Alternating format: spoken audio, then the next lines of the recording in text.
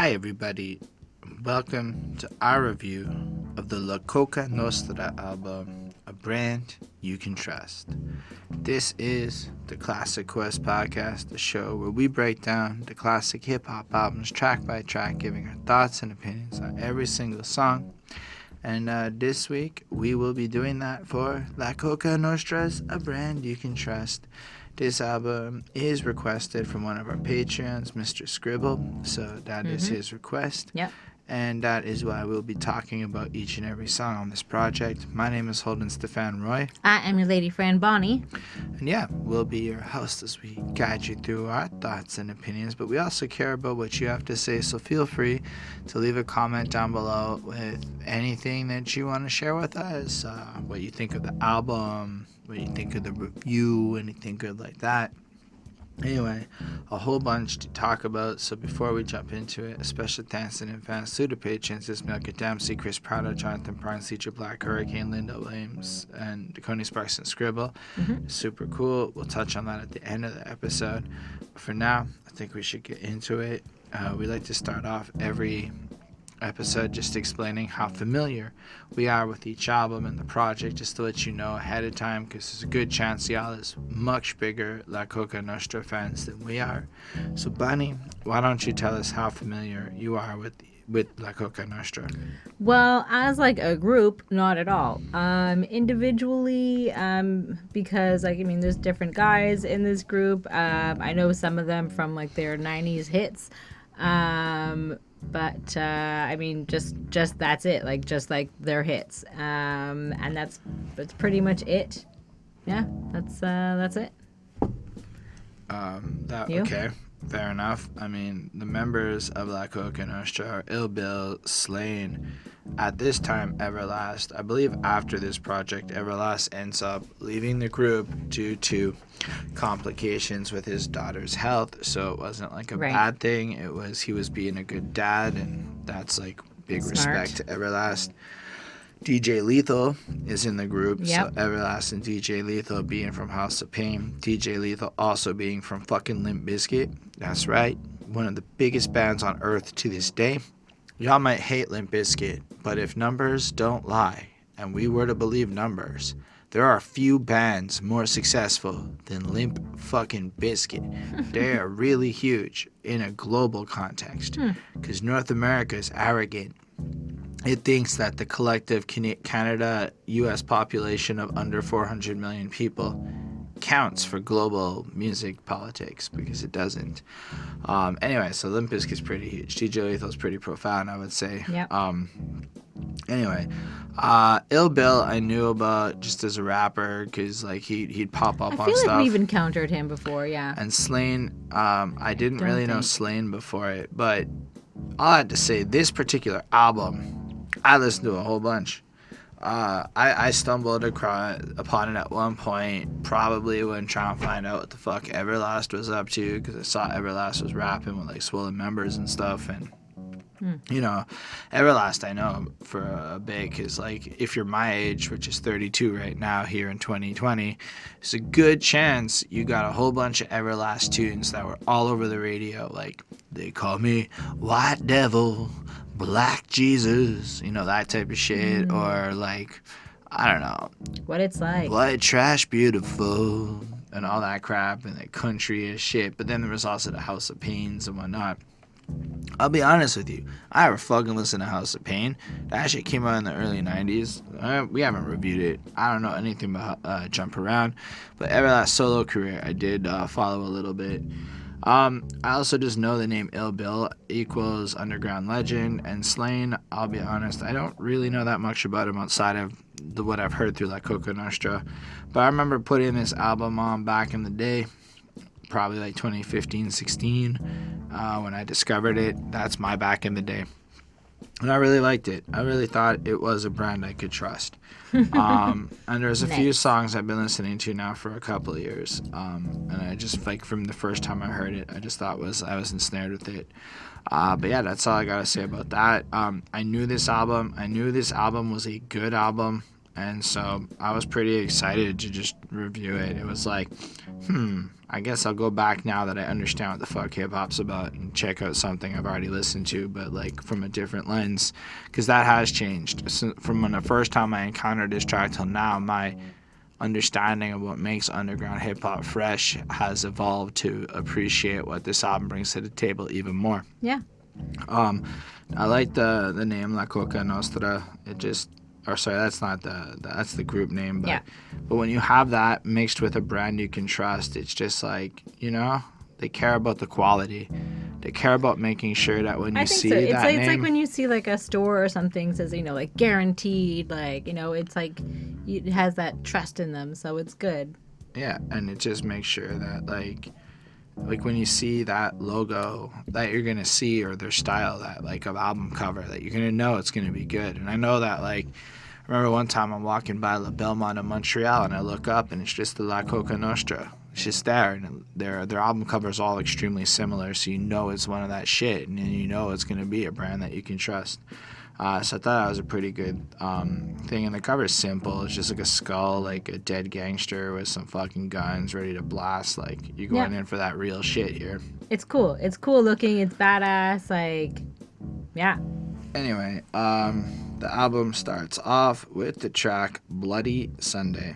So what do you think of this one? This one's interesting. Yeah, so this one it kind of starts off like, or I guess like we can just cover like the fact that Bloody Sunday is like a day when like a bunch of people got shot that were protesting in Ireland in like the 70s, I believe. So like that's what this is all about. And or like, I think, I don't know if all of the guys, but a few of the guys in this group are from Boston, which has a heavily Irish background, like working class type people, and like they're very I don't know the word, rowdy, but also like good people, but they definitely stand up for what they believe in. So that's kind of that's Boston and surrounding areas, and I guess Ireland as well. So this one is, I don't know. I'm being weird. You're giving me a weird look. Like, I don't know what the fuck she just said either. Yeah. That's anyways, what I'm going. Whatever. This one definitely sounds harder and more rock-like. Definitely not necessarily what I mean, I haven't, when I was going into this, I had no idea what to expect. So this was interesting. And Everlast starts us off, and he's got like such like a deep, raspy voice. So it feels kind of hard. And like they're all really good, and it's just like such a unique sound to like hear when you hear it. And these guys are just like a group of like tough guys, and they're not scared of anything, and basically about the darker side of life and people's behavior and all of that. Yeah, I mean, this is definitely, I think it's more like the sound like was definitely new and exciting for me. It sounds hard while still being like rocky and different from what we normally get, for sure. So I gave this a 4.25 on 5. It definitely comes in hitting hard with the heavy guitars. Now, the first thing I want to point out is we're recording this immediately after recording our Bad Meets Evil Hell the sequel thing, where the first track was called Welcome to Hell, and Eminem sounds weak. He just sounds very dandy-like, in my opinion. Here's an example of hard when your song is called, let's pretend that it was called Welcome to Hell. Bloody Sunday, Black Sabbath, the Pope's a pedophile with a drug habit. We're all clinically depressed. They got us all manic. We keep swallowing they pills so we don't fucking panic. Yep. That's how that's hard. And I think it's funny because Everlast and Eminem beefed. So it's like I just said Eminem's not hard and Everlast is. And this track came out, 2 years apart from the other one? Yeah, this came out July 14th, 2009. I don't think we said that. Yeah, so I just thought that was interesting. But I like the way the guitars kick in. What DJ Lethal here does is really powerful.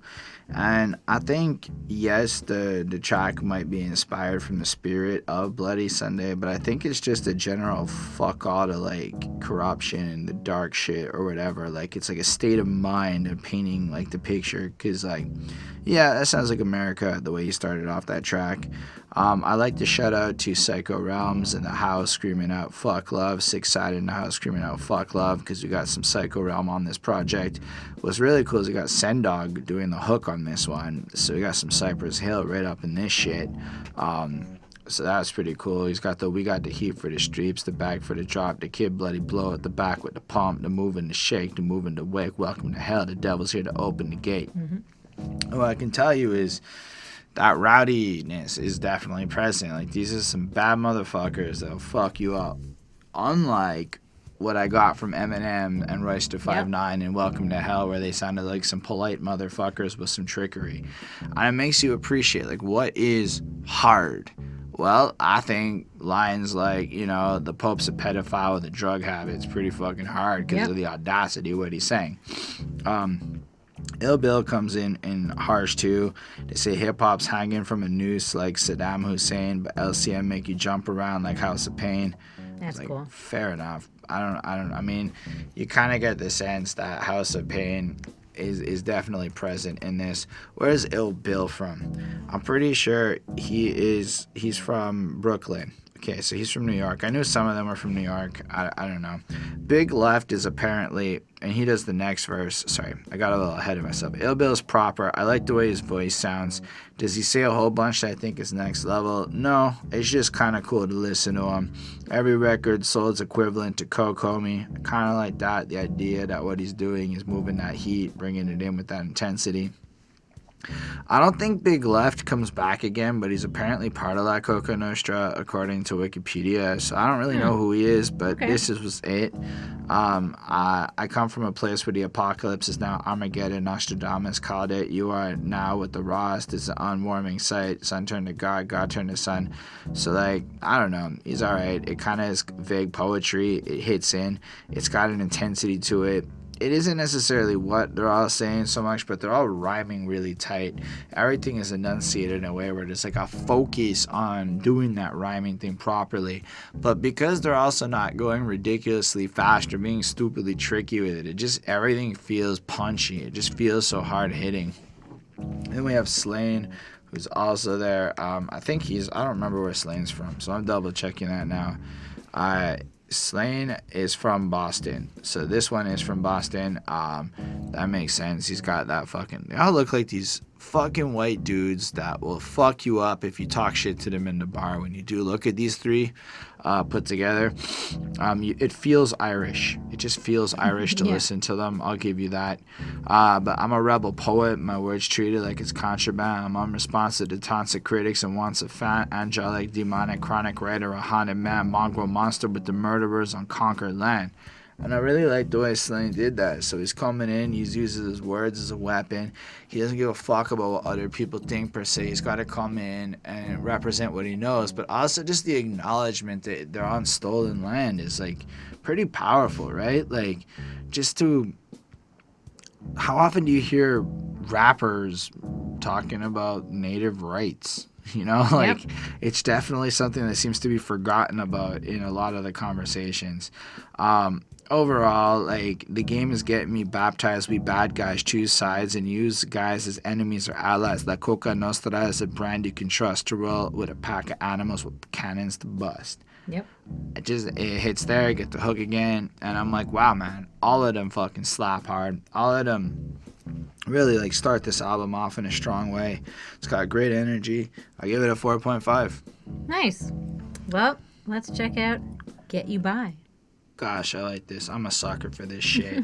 It feels like more instrument-driven beats. It just feels underground. It feels like a political, serious tone to it. It feels like the emo in me loves it as much as the hip-hop head in me loves it. And I love that hybrid, that almost... Like, it's nice. I don't know how else to describe it. It feels more nu metal-y than, say, not. And I'm okay with that. But what do you think about this track?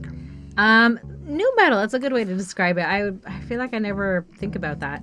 I'm always thinking about new metal, and I think it's cool that new metal's coming back in 2020. What? It's the new old metal. So this is like they are trying to like spread like a movement or create a movement. So like they're sort of like in their own way they're making protest music, and that's kind of what this is. And like talking about, we've got like Slain, and he's talking about like depression and like, you know, also struggling to get by, and like they all have like such great verses, like, and it's really cool and like really great flows. I like Everlast, like some of his lines. I thought they were really unique. He's often has like some really cool stuff. Dolomite, Cenobite, Canaanite, Fahrenheit, Satellite, Mr. White, Gotta Light, Do the Right, From Your Seeds to the Block, Trooper with the Future Shock, Fumigate the Paradox, Illuminate the Orthodox.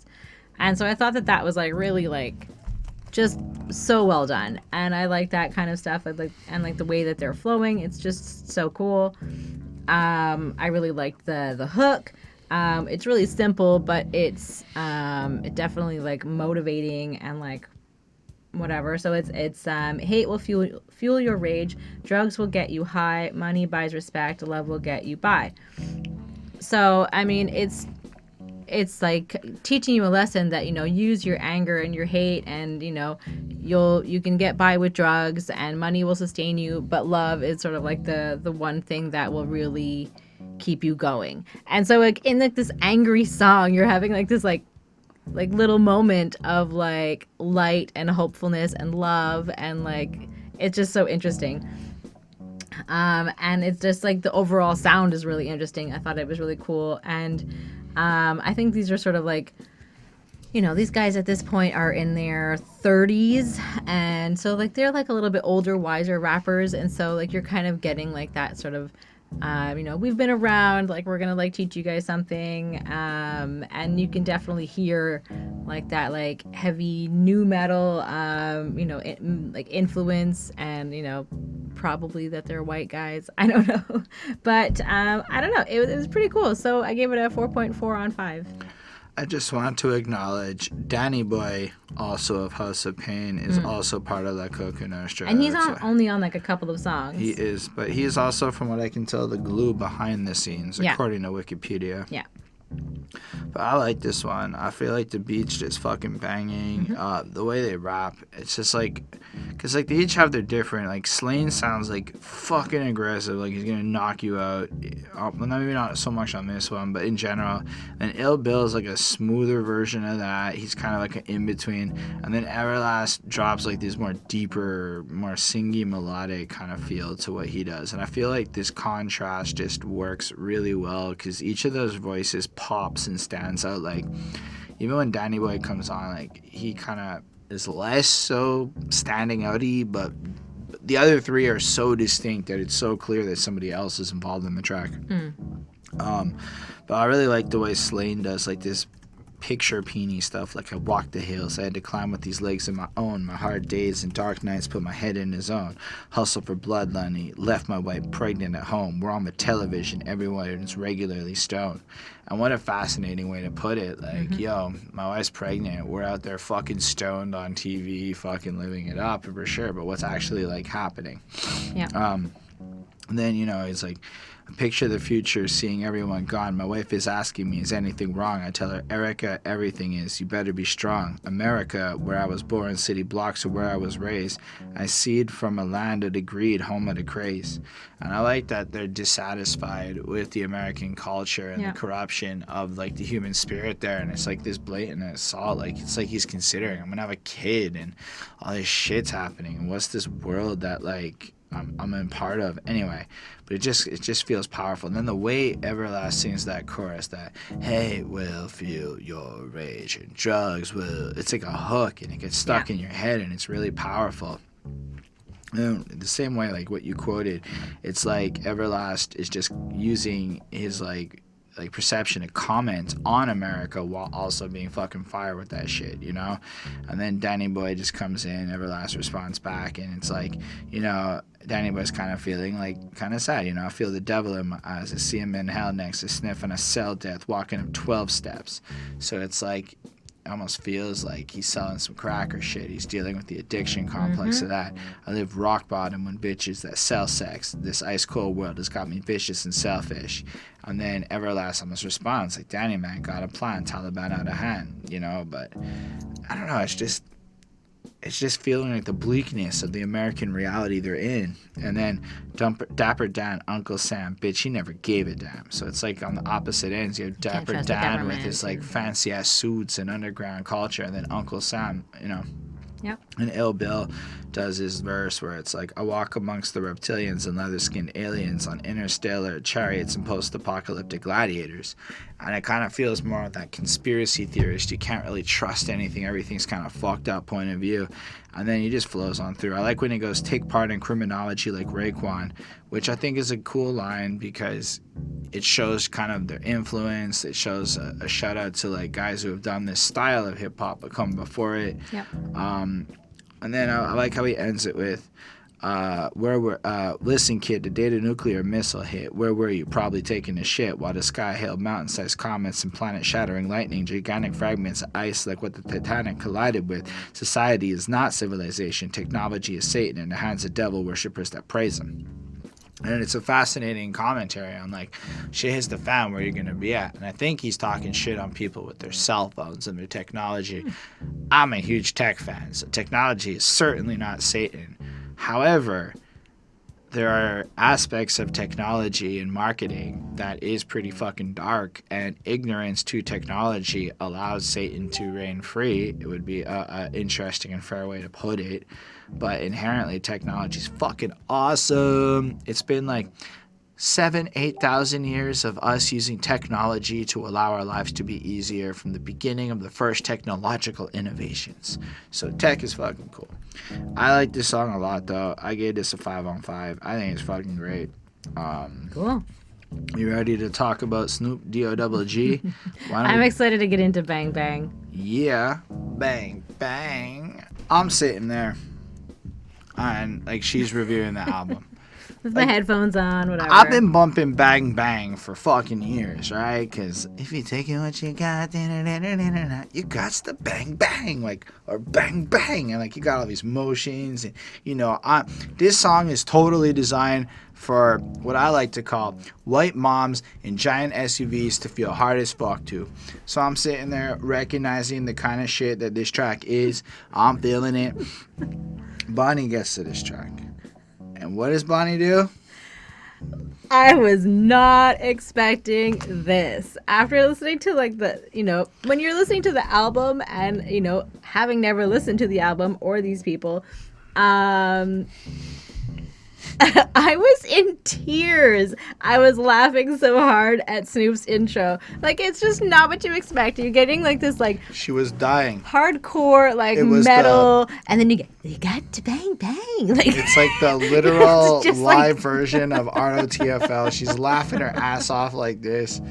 Like, I was just like, this is so ridiculous. It just feels so, not that it's bad, it just feels so weird and out of place, and you're like, what the fuck? Like, how did it switch into this? Like, I don't agree, but we come, as I, having listened to this album in full, I've come to know that you can't expect anything from these guys. They're going to always give you a surprise. But to be fair, even the transition from the first to the second song is similar, but they're not the same. This one is like, I find it, like, it still works, but it's just, I feel like not the same feeling. Thematically, we're in the same ballpark. Hard ass shit. Okay, to be fair, the first one was more hard ass shit. The second one was more pensive shit. Now it's about guns. I like Snoop, I don't care if he's a cop. You gots the bang bang. Jealousy is a bitch. If he twitch, he's a snitch. Trigger finger got the itch. You gots the bang bang. Yep, it's true. Whatever. Snoop Dogg's fine on this. He does the hook. It's pretty cool. I have to give a lot of people clearly respect the men involved in La Coka Nostra for the feature set that we get on this list. Something I did. So the first time I listened to this project, I knew a couple of the features, and the rest of the names, like, honestly went over my head. The second time, as in now when I did this, I was so excited just on the features, forgetting about everything else that's cool about it. But I I think like Ill Bill starts this off real strong. Like they say, the pen's like a sword. Right before my sawed-off shoddy was born, knock on their door, pop your entire mind on the floor, murder the usual clients just to gain the acceptance of a circle of super tyrants in a race for weapons. So it's like, on the one hand, you get the energy of the pen being his sword, his ability to come through and murking people with his like writing. But on the other end, you get the more graphic imagery of busting through the door and blasting motherfuckers and shit, you know? But then we get a little political. Most popular, of course, that AK-47 bought a dirty bomb for $900K in North Yemen. And then the idea of being able to go onto a black market and purchasing extremely powerful weaponry in places like Yemen, which currently has some civil war shit going on, if I'm not mistaken, as in 2020. We the shifty-faced personification of militants facilitate pistol spray, incredible distance behind the scenes of intrigue and the cold technology, orchestrated chaos, catapult fear in society. And it's just like, I'm listening to this, I'm like, this is fucking great. Like, they're able to personify the darkness of a lot of that gangster shit and then do it in a way where it kind of makes it all kind of sound a little eviler and a little less ethical than what other people are like, you know, like they don't make it sound fun. They make the whole entire situation sound fucked up. Like seeds are planted, deceit and evil sees the planet. You know, make your choice, feast or famine. So it's like you don't even have a choice. It's indulge in this shit or you're fucked because of all this stuff. And then I'm like for a pop song that clearly sounds like a fucking hit, this is surprisingly political and like fucking hitting hard. Everlast is pretty fantastic too. Like recognize, analyze, mobilize, analyze the great white hope, Irish Pope being canonized, the portraits painted, but they get seen in any single kingdom you from, I'll reign it. So it's kind of like he's positioned himself like the fucking amazingly great white lyric-y guy. Hustle been tainted, the pot's been foiled, the whole world sold out, you all got spoiled. You know, it's kind of almost comes off a little bit like, I got integrity, y'all bunch of sellouts, I'm gonna keep that real. Is every last verse here the most amazing? No, but the way he raps every single fucking syllable is it's like he's one of those guys that can just say like 2 or 3 words and just have them roll off his mouth in a way where it feels like you're getting slapped each time. And he chooses language, I find, that just makes him sound fucking smart and deep, even if when you really think about it, some of it's like, okay, whatever. Yeah. Slane does another great verse. I ain't here to talk it out, fuck a dialogue. I'm an enemy, you want a friend, go and buy a dog. And I'm like, oh, that's a great line. Like, he's here to fucking you up. Oh, and I just like the idea of like, I don't need to be your friend. You need a company, get a pet, dog. Like, you don't need me. Yeah. I'm here to kill you. Go get a pet. And then if the methods to my madness is idiotic and violence is a disease, then everybody in my city got it. And then it's like, again, that kind of notion of, yeah, my shit might sound fucked up to you, but if you understand where I'm coming from, it's got like a higher level of depth to it. Just a satirical tone. Like, I pack a bagger and I hang around with crooks who run across the country making money off the books. I'm gluttonous and greedy, just as hungry as it looks. I seen they wouldn't feed me, so I took it like a jokes. Give me that. My eyes are, you know, and then he just finishes off his verse. But it's like, yes, there's like this criminal element to it, but it also, you know what it is? It's these guys sound like they come from the whitest hood, right? Like, it's still hood, but it doesn't have the same like tone as other hoods, but it's addressing the same problems from a different lens. And I think it really pops off in a strong way, but fundamentally it's the same situations. The cocaine makes my brain so strange, one up in the chamber, let the bullets go bang. And I just like the fucking insanity that like the drugs make me go nuts enough to like fucking want to kill myself or kill you or just pop off like that. I think this song's great. I give it a 5 on 5 because I really like it, and I have for quite a few years. Yeah. I mean, honestly, like, it is a great song, and like once I had like stopped laughing, at the whole thing, like it is really good, and like it works, and it's just sort of like, I just found Snoop just to be the hardest part, but still, like, it still totally worked with it, and it was such an interesting juxtaposition because you're getting like these like hard, angry white guys, and then Snoop's like bang bang, like he's like, it's just like this interesting like mix of sounds, and it's cool. But they're all super tough guys and kind of like dealing with shit, and basically the overall like feeling that we're getting, or I'm getting, is that if like you like fuck with them or any of like their crew or whatever, like they're gonna like bang bang, they will shoot you, do what they have to do. It's their way of life, and that's it. And like you have to like really like they're walking the walk and like talking the talk, and like they are here to show you that they really are this hard, and like that they're not just like pretending for whatever reason. But so I give this a 4.5 on 5. I don't know, I loved it. What a song. I thought it was totally random, and I loved it, and it was a hoot to listen to.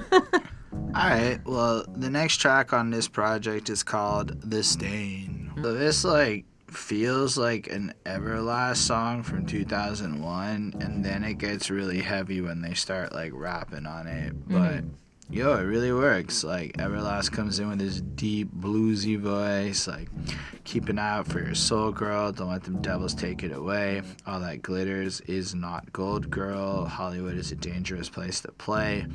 And then, the second part is keeping out for your soul, girl, because ain't nothing getting rid of the stain. The hills are dark, the hills are cold, girl. They're soaked in blood, they're draped in pain.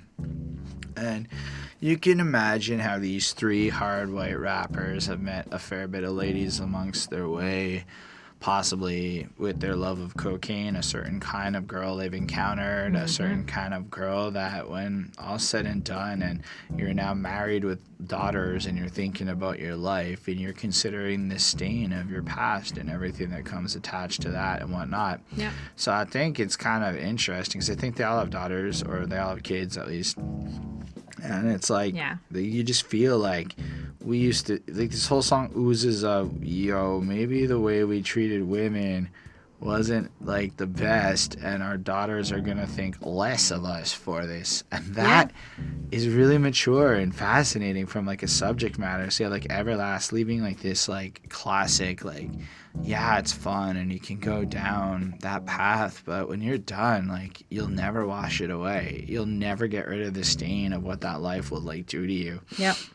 Then Ill Bill like does the first verse, and it's like her heels clicking on the black asphalt, her beauty's a pistol and a passport, which is an interesting point. Like, this girl's hot, she knows it, it gets her everything in life, and it's a fucking weapon. I couldn't tell her nothing, looking what her titties an ass bought. You never asked what the cost, tell her that she can't afford it. Next thing you know, she gotta have it, she can't avoid it. Champagne stream, caviar wishes, barely 18 with bad intentions. So like, this young girl who's hot, wants the whole world going out there, she knows how to get out there and get it. And then, baby, take heed, don't just laugh and stress the fact I'm into music, bitches. Accuse me of using bitches. You're probably that right, but that guarantees it's the truth I'm spitting. So it's like when he's trying to like even warn this girl or tell her what's up, and she's like, yo, shut the fuck up. You're in the game. You just use women all the time. You don't know, whatever. He's like, yo, I kind of know what the fuck I'm talking about. And then gives her some advice, the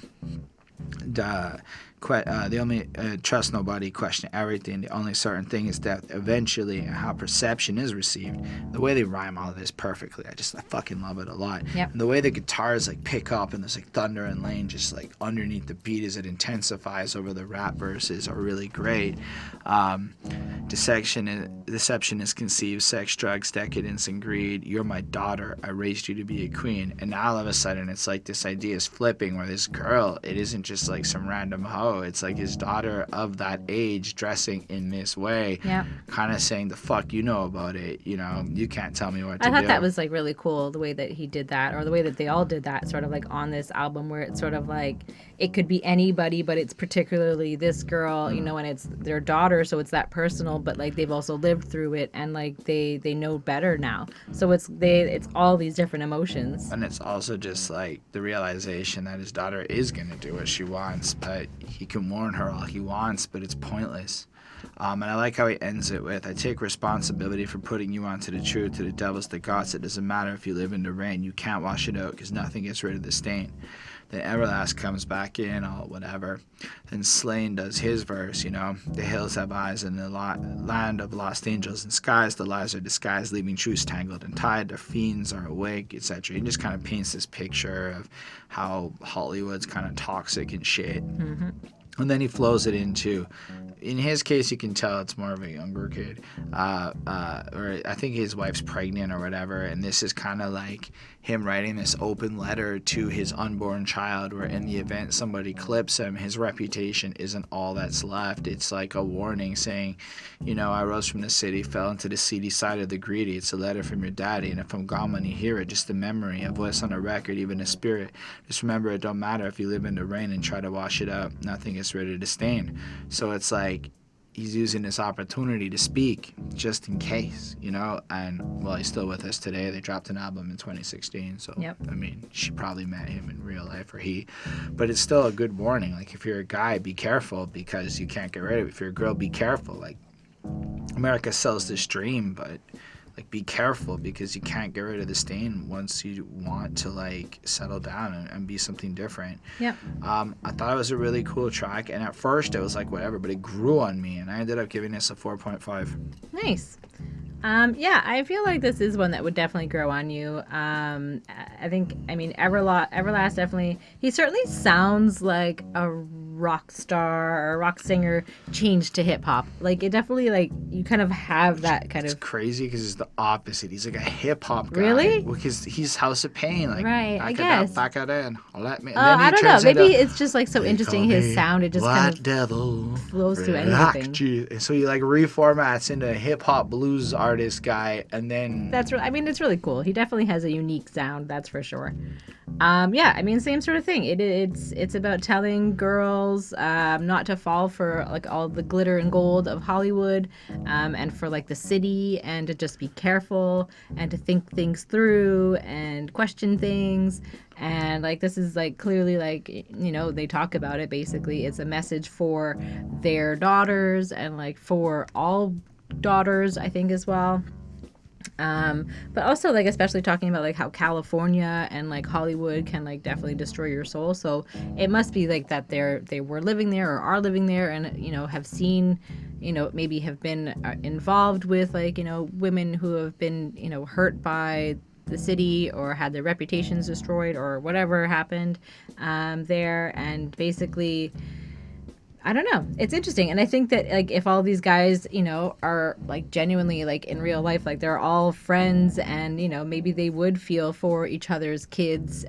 So it makes sense that they're all kind of, like, singing about, like, theirs and each other's daughters. Like, maybe they're, sort of like godfathers or something like that for some of them. So I think that that's kind of interesting, that they can all kind of, like, feel this like, similarity and, like, towards their daughters and towards all women.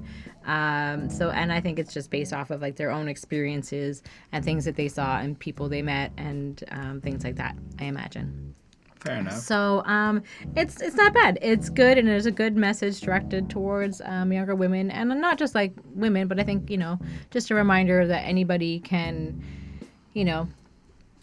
get caught up in like their dreams, and like especially like if you go to Hollywood, where like all these people are trying to do the same thing as you, it can be pretty difficult and hard and a struggle, and you could fall for into like a bad situation. So just to be careful, and like just that sort of thing. So I give it a 4.25 on 5. All right, cool. The next track is called I'm an American. I think this song starts off brilliant, and we're going down satire line or criticism line. It starts off with JFK, womanizing asshole man. He was a terrible husband, probably not a great.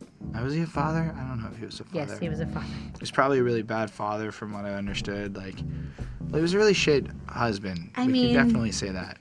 The kids were very young when he was super young when he was killed. But So he was just not the best man for how good of. He was so fake. he seemed like the good He man. was just so fake. Everything about him was like engineered.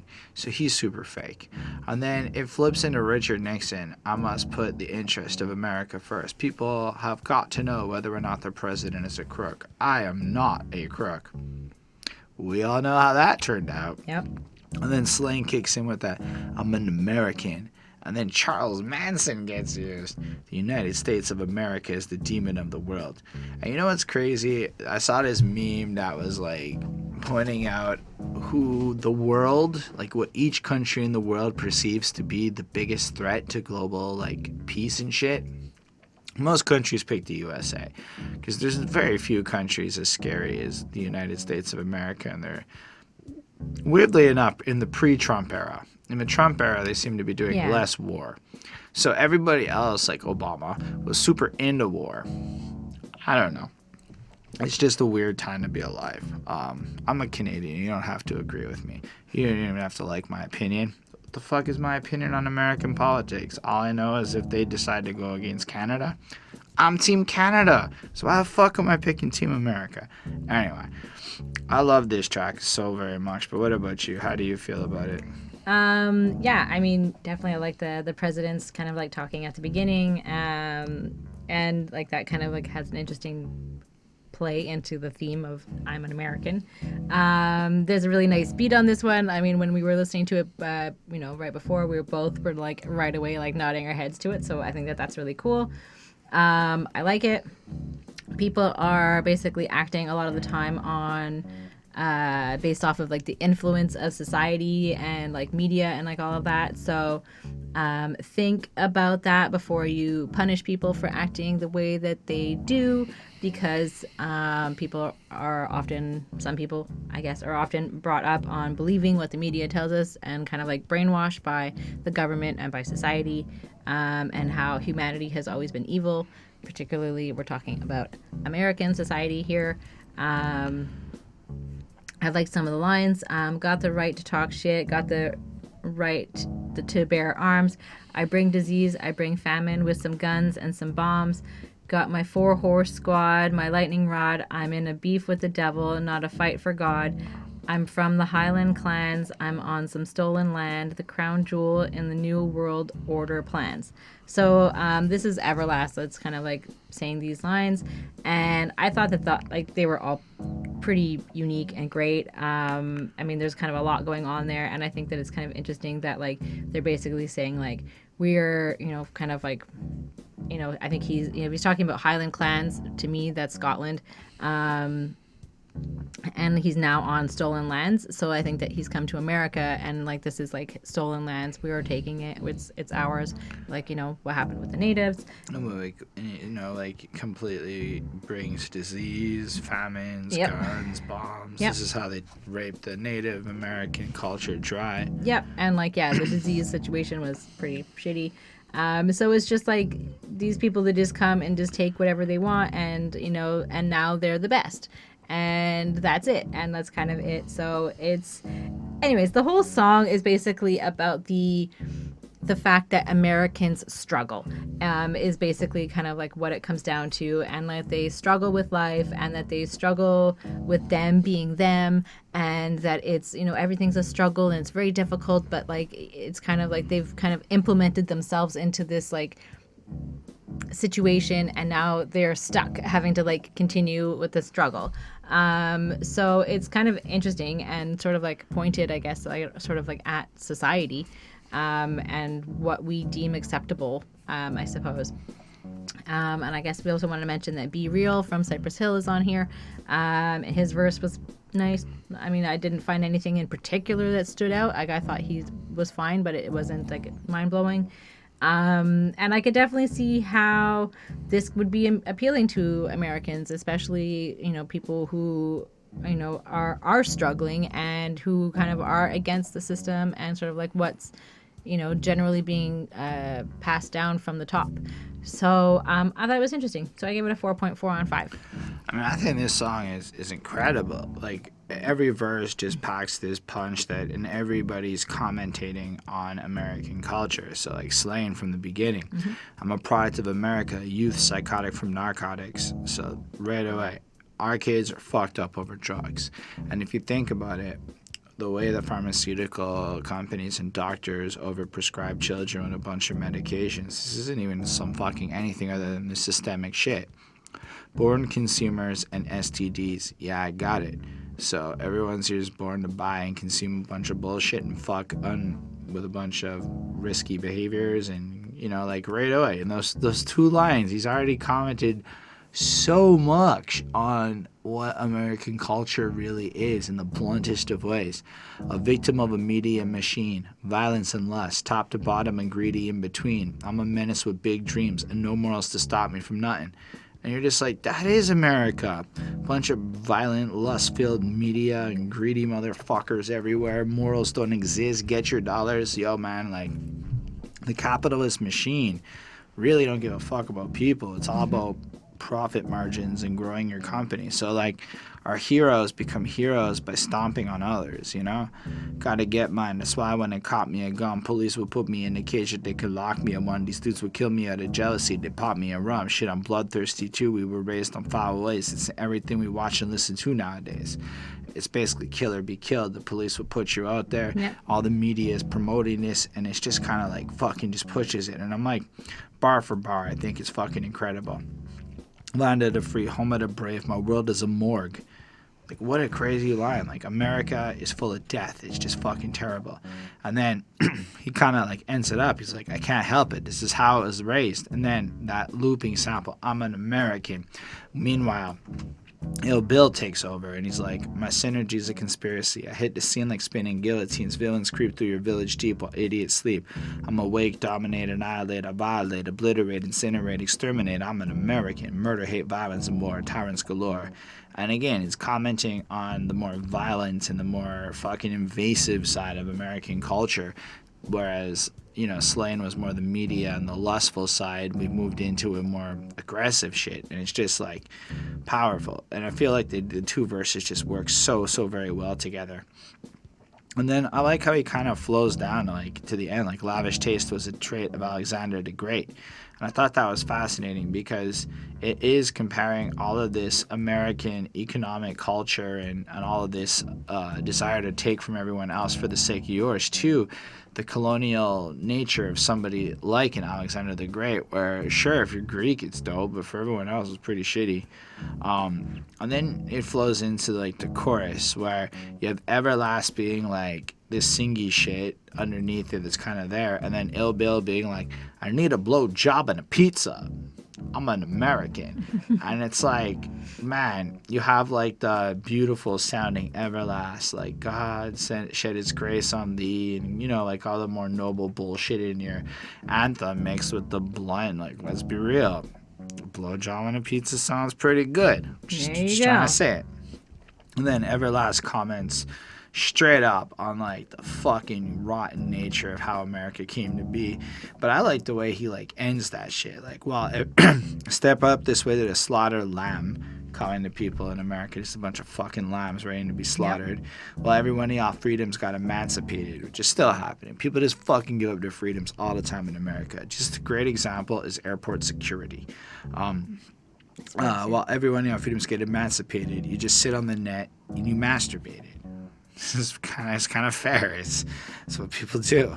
We got hoes, we got thugs, we got cess, we got judges, we got laws, we got all the right people to break them, you know? And you're like, ooh, fascinating. That's what America is. All this good, violent, dark shit, gangs of different natures.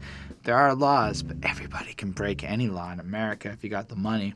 But then I like when he goes, we got blood, we got oil, we got land we can spoil, we got bigger, better guns. Yeah, I know we can take them.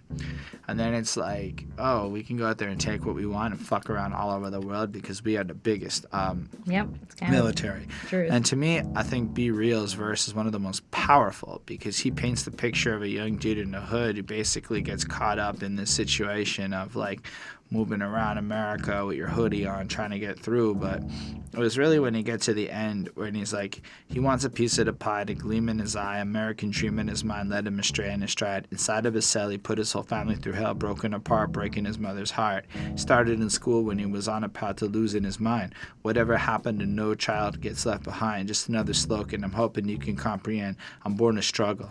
I'm an American.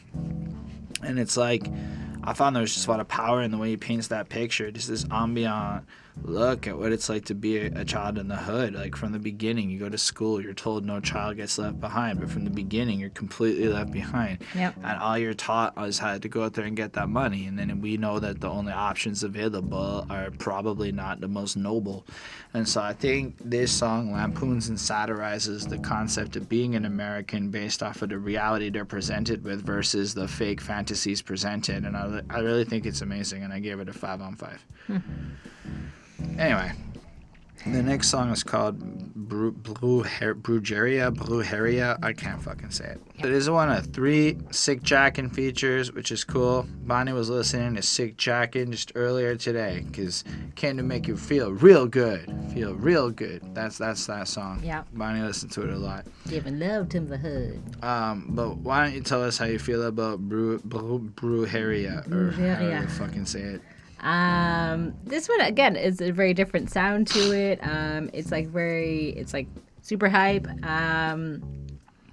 Again, everyone's really great on here. Slane's verse is super nice. Ill Bill is good. Like they're all tight. And like again, this is another one that like really keeps you guessing. Like that's for sure. Like Sick Jacken, it's like I like some of it. La vendi polo a los güeros están loco, los cabrones. Again, I know no Spanish. Everything I know is from Sesame Street. Son los más cocodrilos del guero. What'd he say? En serio, pedo con el clavo de yello gringo. Periquero con el chavo primero. What the fuck is he talking about? I just thought that was funny. Like, like it's just genuine. Like just like the reactions of people when like Spanish is like thrown in. It's just fun. And the title word of the song means witchcraft. So it's like they're kind of talking about like the darker side of things. And apparently also it's a tribute to a band. Oh, okay. Like I was just band called Brujeria, who were ridiculous and sang in Spanish. So this is like her tribute track. I don't know. If that's well, there true, you go. Because genius likes to lie sometimes. And I took it as, I'm like, well, some of these guys are from Boston, and Boston is in Massachusetts. And you know what else is in Massachusetts? Salem. So, like, that's where my mind went, that somehow Salem, Massachusetts influenced their, influenced their life somehow, and they wanted to mention witchcraft. So that's me, like a weirdo. And I like some more of Slane's lyrics. You're so fucking crazy. I'm freaking. That's Spanish. I don't even know if what he's speaking is Spanish, To be Puerto fair, Rican. that comes like right after the chorus. Yeah, Jamaican, Korean, or Haitian. We stick out like a sore thumb being Caucasian. And so I thought that was kind of funny. And like, again, Slane has like a little skit in the middle of this where he's just like hitting on this girl really hard and like wants to do coke with her, and then like seems like he can get her a job, and like I'm like, is he trying to be a pimp? Like, what's happening? One girl, she got fired from one strip club for being too fat, so he said, yeah, he's like, oh, you don't look too fat to me. You like coke? Show me your titties. I can get you another job. Yeah. So it just sounded like he's just a guy, I guess. So it's just fun. It just sounds like they're having like a fun time together, and I give it a 4.4 on 5. I definitely think it has like a strong energy. Like, you know, Slane starts off the track, you know, if you ain't no homes, then it might go down the Coka Nostra. Now you're in the psycho realm. Get it? Because Sick Jacken's there. Yep. FBI got files on a microfilm. We got kids on a dick like a Michael film. Ooh, that's a wild line, because Michael had maybe kids. Anyway, no Neverland Ranch. Oh, he doubled down. It was Michael Jackson. Or a Running Man jam, just 100-man camp. Gonna go blam blam rubber Running Man. Anyway, it's fine. It comes in. It just feels like fun. Feels like it's bouncy and shit. Ill Bill comes in for the second part of the verse, and it's fine. They definitely like some cocaine up in there. He's a little bit fucked up. You know, he spits flames, spits fireballs, wire jaws. My mind stay hacked through firewalls. That's a cool line because it's computer bars. as in he's Nerds. hacking a firewall. Yeah. And then Everlast is obnoxious. He's kind of rude. He's like a little blunter. The other guys seem kind of wild. Everlast's like, fuck that. I want to just bust nuts in the strippers' mouths and shit. You know, I'm ready to go. That's what I took from Everlast. So everybody's like, it sounds like they're getting ready for a good time. From what I could tell, Sick Jacken's whole chorus is like, these crazy white boys fucking like cocaine and know what the fuck, they're crazy. That's basically what I got from this shit. Okay. And then, you know, Slane has some shit, and then he starts tripping out, like, chill the fuck out, Slane, who's in the Lincoln? And then Ill Bill's like, you're coked out, and your face and the booze that you're drinking is making you paranoid, confusing your thinking, chill out in front of Everlast, you're just gonna jinx him. So he's like, yo, like, it almost sounds like, fuck off, man, don't embarrass us in front of Everlast over here. And then Everlast is like, I can hear you guys, I got some naked coke girls, let's go bust nuts, you know what I'm saying? And then he goes and has that little skit, and then the song ends, and I feel like I shouldn't like it as much as I do, but it really is shit. Like, I think it's Ill Bill or Slane in the background, like, what the fuck is he saying? Like, you just picture him fucking wrecked, and he's speaking to him in Spanish on these fucking crazy white boys while he's like, I don't understand. So to make sure he's not dissing me. And I just thought the energy was really fun. It sounded like a good time. Like, they were just wrecked in the studio one day, and this came out of it. I have it at 4.5. I thought it was dope. Yep. Well, let's check out Once Upon a Time. All right, Bonnie, how do you feel about Once Upon a Time? I don't know. I just get like sucked into the beat on this one. I like it. I like it a lot. They basically don't give a fuck and are amazing rappers, and they will do whatever they want.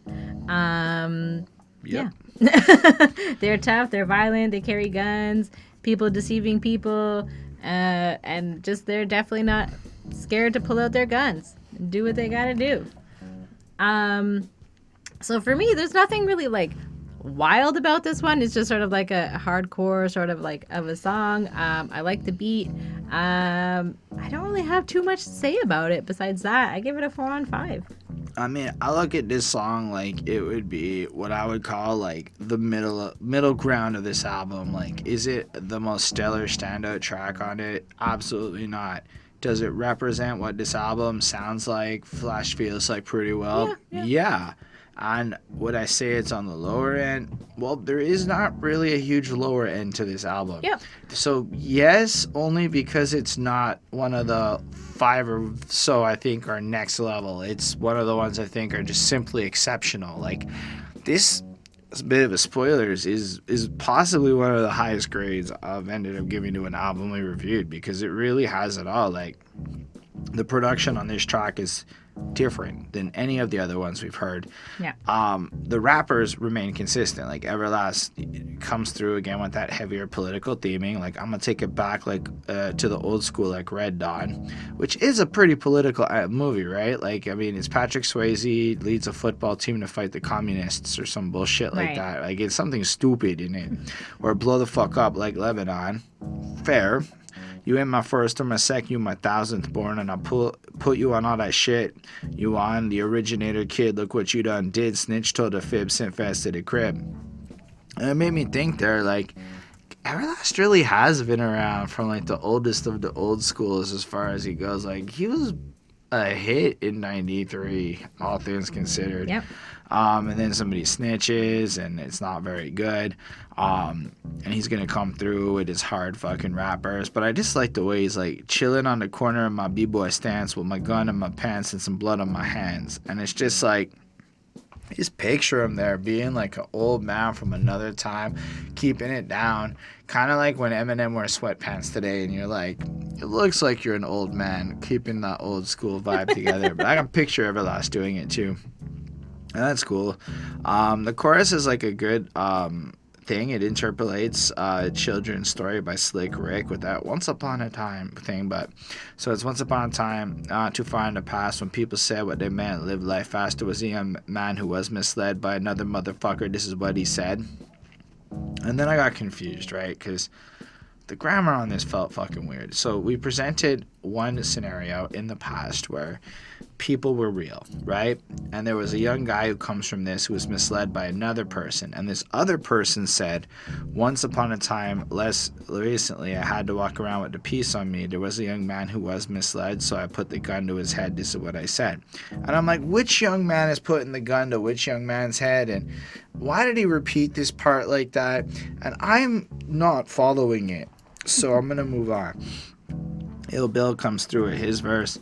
Dance with the devil, conquer the planet with God, swim with the sharks and transcend unbearable odds, wrestle alligators, man-eater snakes, and gorillas. I catch a bullet in my teeth and spit it back to you, killer. You know, I gotta give him, like, props. Saying you fuck with animals, like you'll fight these animals, is actually more badass sounding than saying you'll shoot men with big guns. That's true. Saying you'll wrestle an alligator and win is just more impressive to me. True. But then to follow that up with, I painted cathedrals with Michelangelo, decorated the face of a nasty hole with a camcorder rolls. That's a cool set of imagery. So with his words, on the one hand, he's creating these landscapes, and with his dick, he's creating Michelangelo on her face while it's being recorded, creating porn. Wow. Another form of beautiful art. So beautiful. It's amazing. You're looking at me like, what the fuck did you just say? That's true. It's what it fucking is. And I really just like his verse. I think Ill Bill kills it again, does what he's got to do. Slane now comes through at the third verse. And I don't know if there's anything as, like, I get as much commentary on, but it's still enjoyable. We rearrange your teeth, leave your cheeks maimed with scars. Come on, man, you know your grind ain't the same as ours. The only time you held nines was in a game of cards, because they got real guns. You're playing Go Fish. Yep. And your crew is full of fags like a gang at Oz, because Oz is a prison show, where, man, that rape scene in Oz, you watched a man get raped by another man, and you're just left with this uncomfortable sense of violation and rape. It was one of the more honest rape scenes in TV history. Okay. A role with strictly underdogs who overcame the odds, pushes villains, rap legends, hookers, killers. This, so you get the sense of this griminess, this intensity. These guys are not afraid to grab at, like, tangible and hard-hitting imagery to get their point across, and they do what they gotta do. They bang this track out. I'm giving it a 4.5. I think it's another fantastic one. It's consistent for the album, and it brings to the table pretty much everything I would want from them, all things considered. Yeah. And with that, I think you gave your grade and stuff. So we're going to cut it for part one, because there's still, like, the whole second half of this album to go through and talk about. And rather than rush it and make too long of a video nobody wants to click on, we split it up and make it like this. So definitely let us know what you think of the review so far, what your feelings are on the first half of this album, what you think of that Coka Nostra in general. I'd love to have a conversation with you down in the comment section. Subscribe to the channel for part 2 and more reviews. Hit that like button if you're down for that. And special thanks to the patrons: Ismail Gadamsi, Chris Pratt, Jonathan Barnes, DJ Black, Hurricane, Linda Williams, Coney Sparks, and Scribble, who requested this review. Scribble. So, if you want to join us over there, you can get album reviews on a more priority level. You can help us elevate, because we have some expensive ideas in the near future. I also make music myself. You can check that out on this channel. My last project is Holding Stefan Roy, The Alternative Grind. It's available on all your platforms, and you can check stuff on this channel. And looking forward to hearing what you think of everything. And on that note, live long and prosper, everyone. Bye, guys.